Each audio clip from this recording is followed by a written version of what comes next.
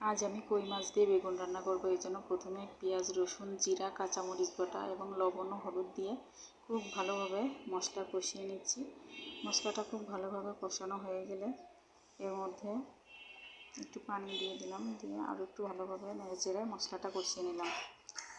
এরপর মশানো কষলার মধ্যে কেটে রাখা বেগুন ও আলুগুলো দিয়ে দিব, দিয়ে খুব ভালোভাবে নেড়েচেড়ে আলু ও বেগুনগুলো খুব ভালোভাবে কষিয়ে নেব।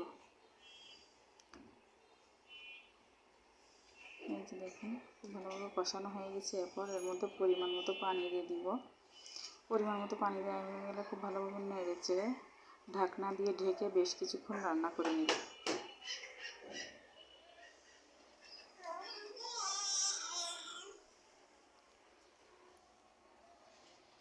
এই যে দেখুন, ঢাকনা দিয়ে ঢেকে বেশ কিছুক্ষণ রান্না করার পর এর মধ্যে ভেজে রাখা কই মাছগুলো দিয়ে দিব। এরপর ঝোলটা একটু কমে আসলে এর উপর দিয়ে কিছু ধনিয়া পাতা কুচি করে দিব। এবার ঝোলটা একটু কমে আসলে নামিয়ে নেব। ধন্যবাদ সবাইকে।